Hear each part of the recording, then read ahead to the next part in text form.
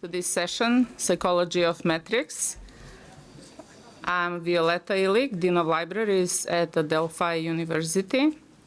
And here with me today is Daniel Hook, who's going to introduce himself. Thank you, Violeta. My name is Daniel Hook. I am the CEO of Digital Science.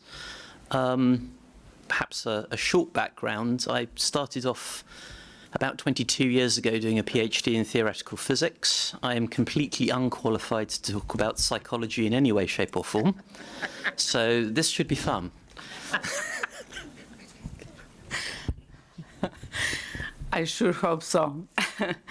So to start us off, I suggest we address the question of how academia has become a fertile ground for use and reliance on metrics. Daniel, can you take us back in history and explain where all of this came from? Sure. Thank you, Violeta. So, I mean, this is kind of fruit of stuff I've been thinking about for a long time. And I think it does bear being motivated kind of from a historical perspective. There's also a big stream running through this set of thinking, which kind of relates to how we are as humans. So, and this will relate to other things that we talk about later with AI. But essentially, as humans, we are quite competitive. I mean, our survival has historically depended on competition. So we're naturally evolved to compete. And I think beyond that, we are very good pattern recognizers. And one of the things that, until very recently with some of the more advanced AI, we are the best pattern recognition algorithms on the planet. What does pattern recognition translate into for us? It quite often translates into ordering things. We like putting things in order. There's a survival aspect to that. We like to know that people look at different parts of our tribe, and we segment people into people who are good at doing this type of activity, and we want to know who the best at that activity is because they can go and get the food, and the people who are very good at this other thing, building houses or whatever it is, they can go and build houses. So we kind of self-select. We like ordering people. They're the best at this, they're the best at that. In academia, it's even worse. In a sense, we are a set of people who are self-selected and selected by others for our competitiveness. We're typically the people who did quite well in exams. We're the people who showed certain capabilities in certain ways at certain ages. We were caught young, and then we were funneled into a system that rewarded us by doing well at exams and by doing well at certain competitive activities. So the cohort of people that exist inside academia are actually predisposed to respond to certain forms of metric kind of stimuli. And so I think that is a useful grounding to think about when we think about how we approach metrics and how we use them. We also have a slightly interesting feedback mechanism in our world, in that I think everybody would recognize the term reputation economy. Our world as academics is defined by this reputation economy. And in most economies in the world, you have a counterbalance of getting stuff for potentially paying money or some kind of barter system. And in the academic world, there really is no counterbalance. Essentially, we are in a reputation economy. What we try to do is garner further reputation. That reputation, in some sense, buys us as academics and others in other areas of academia the freedom to do what we want. There is really no financial impact to anybody. So in another ecosystem, if you want someone to do more for you, you have to pay them to do it. In academia, people drive themselves to do more because they want more reputation, because they want more freedom, because they want more reputation, because they want more freedom.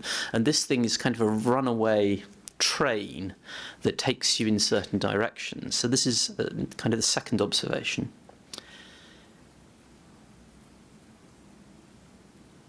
The third observation I'd make, and this is starting to address Violetta's point more directly, is that we are, I think, the one industry in the world that in some sense has to self-regulate. Every other industry, you could bring in a set of people who are semi-experts to think about how that industry should regulate itself. They might be able to gain some kind of understanding of whether things are good or bad, what might need to be regulated. With academia, we are so complex and so specialised that the only people who can regulate us are us, because we're the only people with enough depth of knowledge to understand what it is, and even we don't know what's good. So we don't have that many checks and balances on our system either. And this is what really led to the world of kind of post-1975. I choose 1975 because of the introduction of impact factor. Post-75, governments around the world started thinking about how to put money into research. And so you have this incredibly fertile ground with all of these people who are very motivated by metrics, and you put them in a situation where now you're going to tie funding to performance against some kind of metric. And so through the 80s, certainly in the UK, and then increasingly in the US, Australia are kind of probably the leading countries in this, you have governments coming into power that are looking at Friedmanian economics, the free market economy, as their governing principle. And so you start pulling people in academia towards this idea that there is an opportunity to win. You create a win scenario. And all of a sudden, you start to push people down the path of thinking about metrics as a success measure rather than a quality measure, in fact. And there's some really interesting stuff about this, by the way, that I would recommend a book to you called License to Be Bad, that actually talks about the breakdown of communities in our society as a result of pushing towards ideas that are metrically driven and economically driven, and basically centering much more on the self and the success of the self rather than the success of the community. And I think you can see that although academia is very collaborative overall, metrics do drive you into these situations that are very challenging. I've given a talk many years ago where I make the comment that impact is actually anti-collaborative. The concept of research impact, certainly how it's progressed and the discussion has progressed in many parts of the world, it is about whether you have local impact or whether you have national impact and what kind of impact we want to fund, and potentially not wanting you to collaborate with other countries because then it's not clear who owns the impact. And so we've gone from a highly collaborative era in science and research to an impact era, which tends to actually slightly decrease international collaborativeness, I think. And so this is really setting the scene. I think this is the world in which we live, which is the fertile ground for the metrics that we're going to discuss in a little while. So kind of to follow up on that, I want to remind everyone here, I'm sure Daniel is aware of this, there is a researcher at Northwestern, Professor Wendy Espeland, who is a sociologist and works on these issues, and with her colleague Sauder, Professor Sauder from University of Iowa. They basically in their research show that the attractiveness of the rankings and all of these metrics is rooted in a peculiar relationship that has evolved between quantification and populism. The rising popularity of the top 10 list, top 5, and all of that, and the journalistic marketability of such lists. So going back to that, again, probably similar question, what is with academia and that obsession with metrics and rankings? What makes them appealing, knowing what these two researchers actually show, and many other researchers have shown, and knowing that there is this proliferation of measures responding to demands for accountability and transparency, and think kind of basically that's what drives all of this obsession. What are your thoughts on this? Okay, so this is a big topic. I think there are certain aspects of metrics, and this is perhaps going into a little bit of kind of numerology. There are certain aspects of metrics that make them appealing. I talked a little bit earlier about how we're pattern recognizers. There is something that we are trying to do which is around ordering. So kind of my first principle of what would be a good metric, if I was designing a metric and I wanted people to accept it, the first thing I would do is make sure that you can put things in an order. So rankings are a great example of this. First, second, third, fourth, fifth. That's a very simple ordering. As soon as you start to profile people or things or institutions, you automatically go away from ordering. So a two-dimensional surface, if you have two axes, you can no longer order. So in mathematics, we call this the fundamental principle of ordering. This means that you really want things to stay on a real line. And once you have a real line, everybody's happy because you can put things in an order. The second criterion for a good, acceptable metric is that it should be understandable. People need to be able to relate to the calculation that you're doing. So this is where impact factor is tremendously powerful, because everybody kind of gets the impact factor calculation. You know kind of how it works, and you can think, here's the numerator, here's the denominator, simple fraction, I can work that out. So relatability in that sense of understandability is a good quality. There's an example of a metric which I think should be really successful. There's a thing called the eigenfactor, that some of you may remember when it came out a few years ago. And ostensibly, this is far more advanced than an impact factor. It's a far more subtle metric. It's much more interesting in a certain sense. But because you really need a degree in theoretical physics to understand the calculation that's going on underneath, it's not very understandable to people. And consequently, I think it never caught on because people don't get it. The third property is I think of as relatability, but you can think of it as range. So a good metric, I think, should be somewhere in the range of 0 to 100. We can all count things up to 100. We have a good mental picture of what things up to 100 look like. If you have a metric which is thousands is difficult for us to handle. If you have a metric which has, is between the range of 0 to 1 and has lots of decimal points, that's also difficult for us to handle. So that's a third principle. And what's interesting is that lots of people criticize impact factor for being quoted to 3 decimal places. There's actually a good reason for my first 3 points why that happens, and it relates into a kind of a fourth principle, which is looks scientific. Looks scientific is very powerful.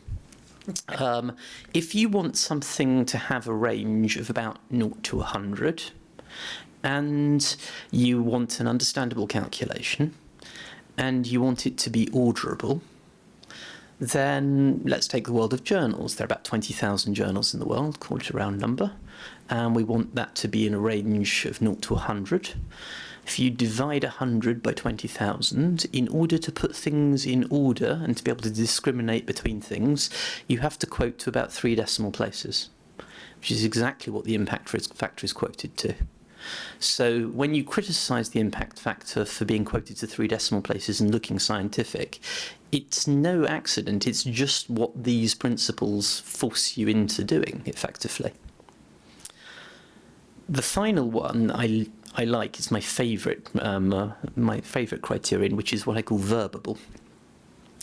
So the things that we tend to internalise in our lives, and this is where the psychology comes in a little bit, we tend to be able to verb them. So I bet none of you search the internet for results. You probably all Google. Most of you don't vacuum your houses, you hoover. I imagine that most of you don't go to online meetings. You probably go to Zoom. You go into Zoom meeting, specifically a Zoom meeting or a Hangout. And so you are verbing things. And this is actually unwittingly where impact factor, I think, is one of these things that has become verbed, because we start talking about research impact. Are you publishing in a high impact journal? It's a high impact factor journal. But we've taken that impact and we've started using it and adopting it in our common language. And this is tremendously powerful. So if you think about the metrics that we use on a day-to-day basis, things like impact factor, has that become a verb? Is it in an understandable range? Is the calculation easy to understand, and does it give you an ordering? If you've ticked all of those boxes, this is a very psychologically acceptable metric. This makes it very open to you. Rankings, in general, tick lots of these boxes. They tick the ordering box, they tick the understandable calculation box, or you think they do. They don't actually meet the understandable calculation box, but the way that they're presented to you with all this information and all this explanation of it's 40% this and 20% that, it's all a way to make you think the calculation is understandable. It feels scientifically done. It feels like there's a full methodology that's been explained to you and it's available in a paper. And increasingly these things are verbable. You do start talking in terms of THE rankings and these types of things, US News rankings. They've entered your common language. Not as powerfully as Googling yet, but that's indeed, I think, where it could go. So I think that sets up another piece of the puzzle in terms of the topic. You're going to make me skip to my fourth question, but actually I'm going to stick to the... No, don't worry. About the numbers and the scientific look, we'll get back to that. But let's focus on university rankings and all the various entities that produce them. So these entities you've heard about, I'm not going to mention them by name. They produce the rankings and have no regulatory authority. And yet, they, for example, affect the accessibility of higher education opportunities for students from lower socioeconomic status backgrounds. That's a proven research by Professor James Cho from Columbia University. Oops. It's voting season. They got my number. I urge you all to look up research from Professor James Cho from Columbia, also sociologist. He has developed some interesting methodologies and proven how those rankings and top 10, top 50 university, how they get more money and basically more students, and in some way that whole environment makes it more accessible. Those top schools make them more accessible to already well-off families and students that come from those.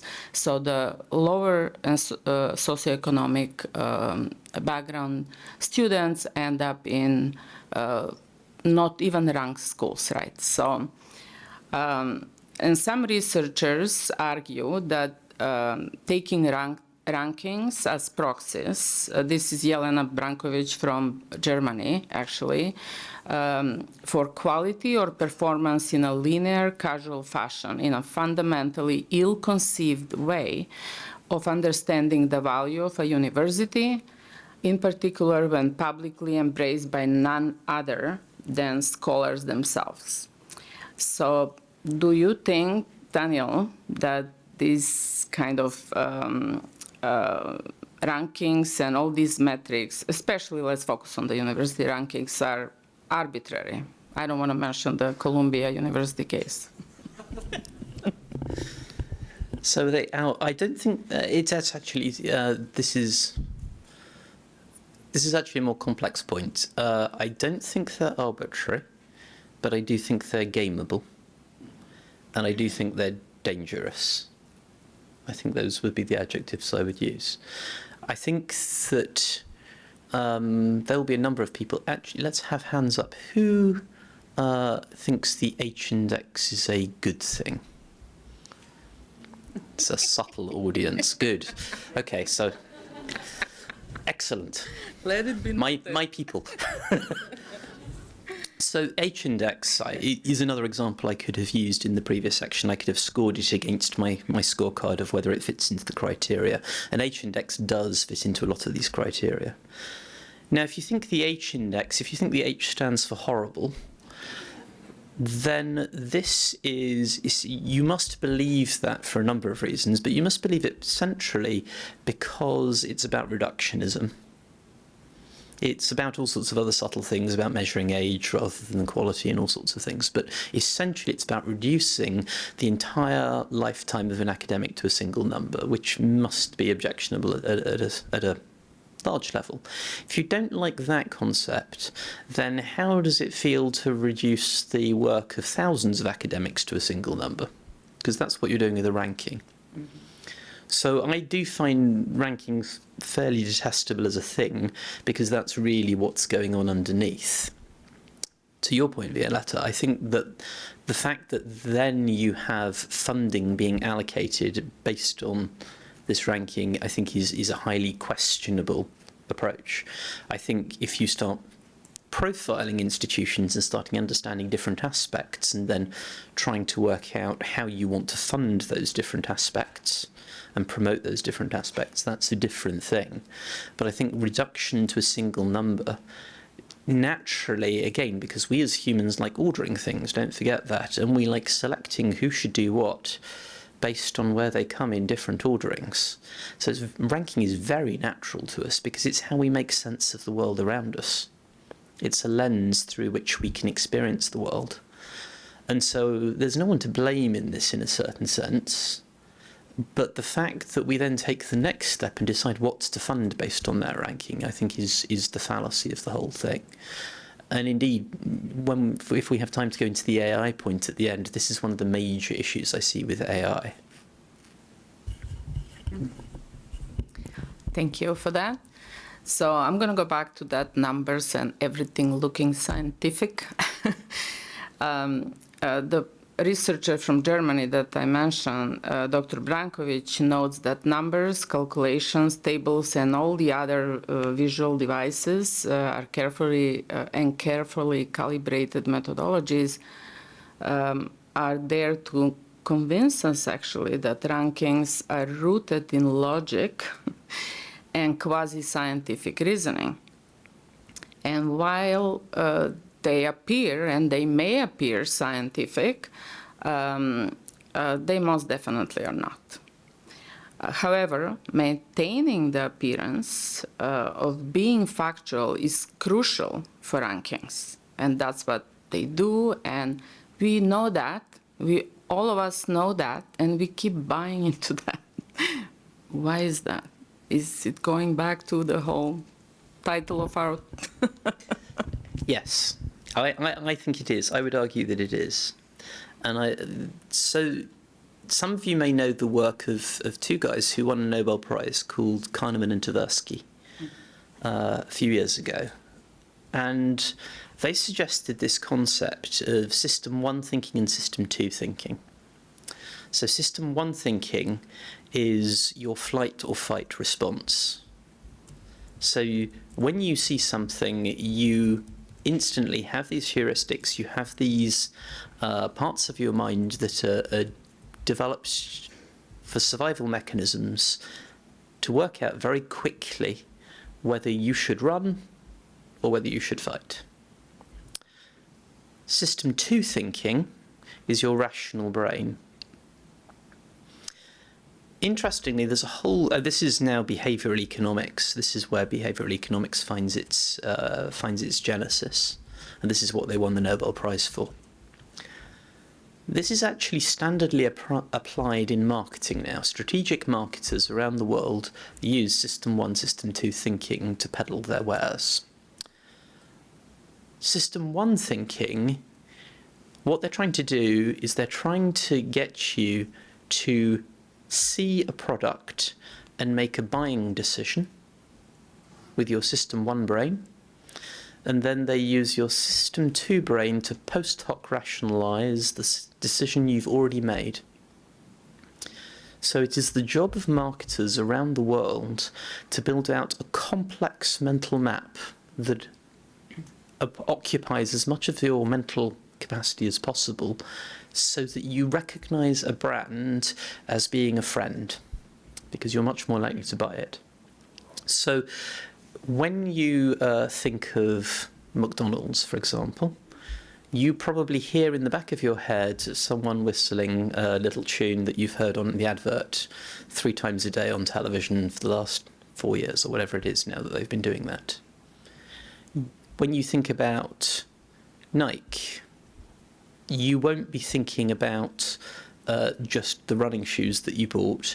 You'll be thinking about the lifestyle choice that they've been selling you for the last 20 years and why you buy those shoes rather than another brand of shoes, because they're designed to make you feel a certain way or have certain associations in your brain.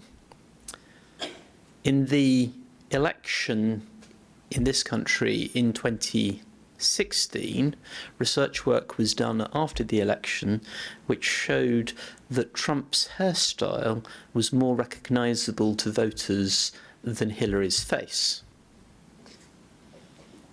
Trump had been very successful in garnering news attention, so that he was occupying such a large percentage of people's mental capacity that it was a foregone conclusion on the voting almost on that basis alone. And this is actually what's happening to us in the academic world as well. All of the metrics that we use to make any decisions in academia are really based on attention. Either scholarly attention through citations, or attention through things like altmetrics with news feeds and Twitter feeds and these various different aspects. And until recently, we didn't even have altmetrics as other things to look at. It was just citations. So as academics, we are effectively addicted to attention. When you make a decision whether to read a paper, it is most usually based upon whether you recognise the authors, whether you recognise the institution, whether you like the number of citations that it had, whether it was in a journal with an impact factor. And these are all markers that are twigging the various bits of your brain that is helping you decide whether you spend time reading that paper. And so the landscape that we give ourselves to work within are all spiked with these things that are effectively designed to pique our attention or ask us to think about things in an attention-based way. And it's, I think, in fact, we haven't designed this system to be this way, but the way our system works, it is accessing our System 1 brain to say, oh yeah, I recognise those authors, or this is in a high impact factor journal, or this has lots of citations, I should read that.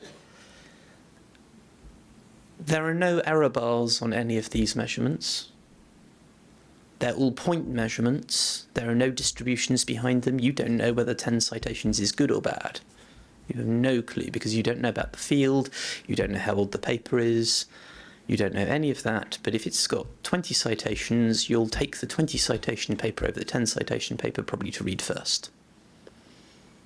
And this is how we're hardwired to make decisions. And so I think we need different metrics to start sensitizing us to different aspects of our ecosystem, so that we as a community who are famed for our System 2 thinking, our rational thinking, we need to work out mechanisms to actually prioritize our System 2 thinking. Thank you for reminding us of the who here has watched Mad Men, the series marketing.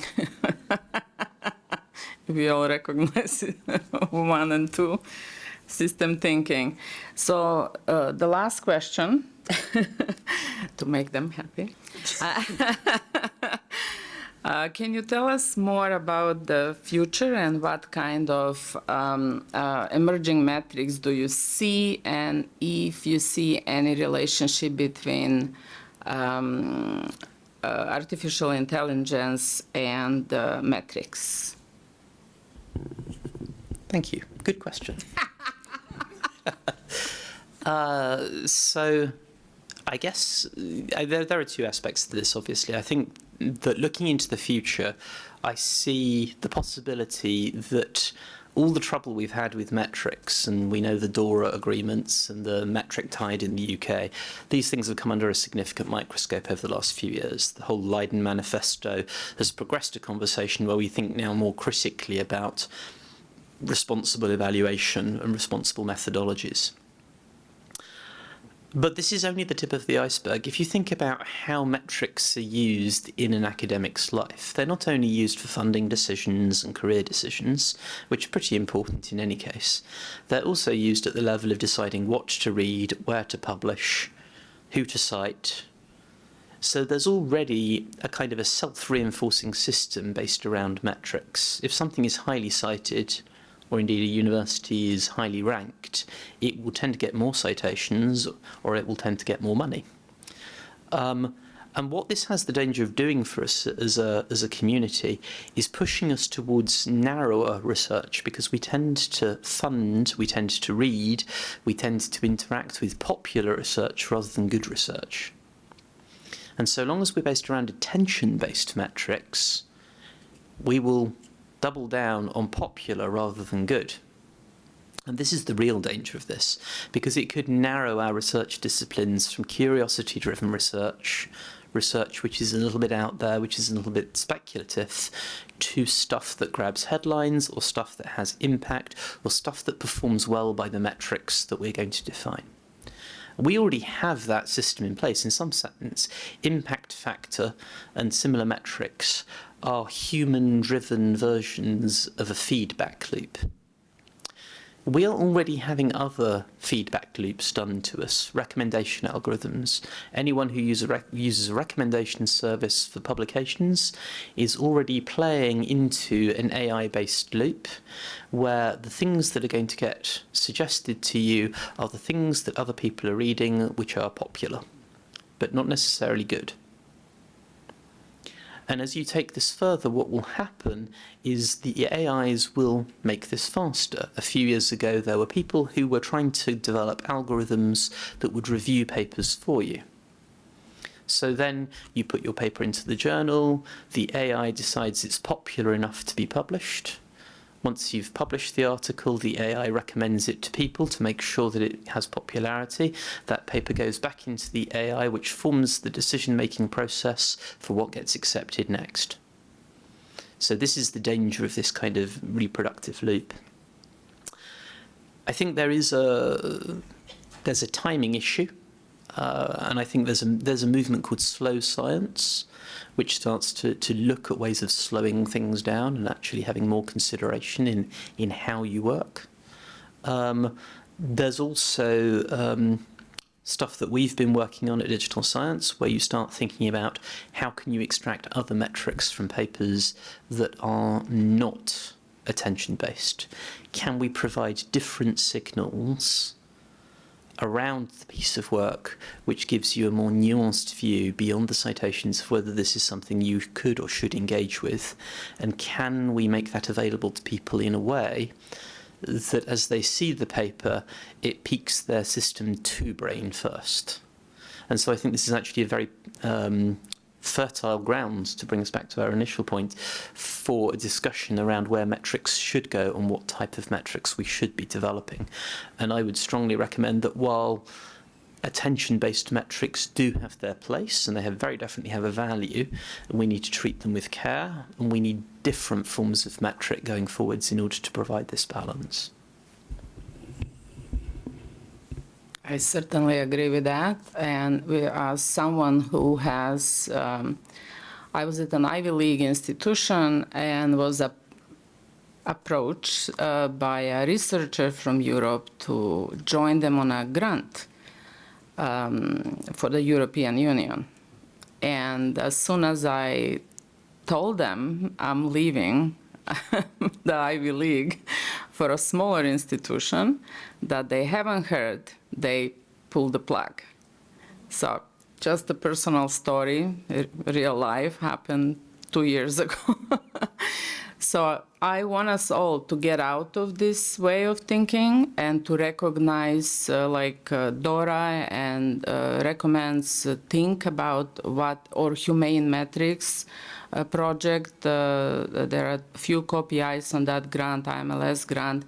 They are doing incredible work for the humanities, social sciences, how you actually evaluate the researcher and their whole body of work. And don't rely on these metrics. Or let's be more like in the Netherlands, where if you are asked to be a reviewer for a grant, you are specifically asked not to mention any journal impact factors, no H indexes. It's literally forbidden. And they ask you, do you understand? You have to agree that you do understand, and you proceed that way. So with that, let's open it for questions. I have the mic, so I get to ask the first question. Daniel, are you proposing that our promotion and tenure processes could be flawed by cognitive bias? How many institutional representatives in the room here? I fear they may be. Yeah. Do you have a solution? I have an unhelpful solution, which is, I think, the only way to really establish the credibility of an academic's work is to read it. I don't think you need to read all of it, but I do think you need to read it. And I think that the challenge we have as a collective is that, you know, in my own database in Dimensions, there were 6.3 million articles produced last year. I mean, that's a vast amount to read and prioritise. But in an academic tenure promotion process, I know it's hard work, but changing rules so that at least some of the work must be read, and provably so, rather than just relying on metrics, I think is critical. And I'm sure everyone has a slightly different tenure promotion process, but if there's a good quality process, I think it must rely on some reading of the work. Thank you. Raise your hand high. There's only one of me, and all the way to the back. I'm going to lose weight this week. Just throw the microphone.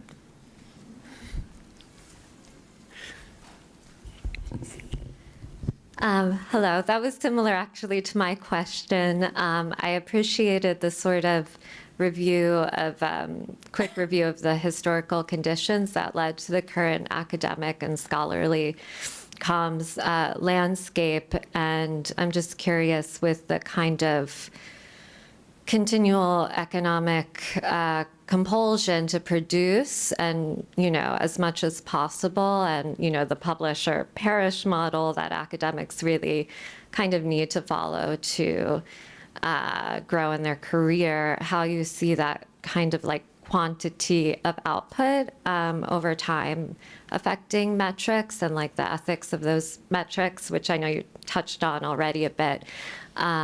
Definitely interested in the sort of slow science approach that you mentioned. So, okay. Sure. I think my reaction, yes, in many fields you do get measured by your productivity level.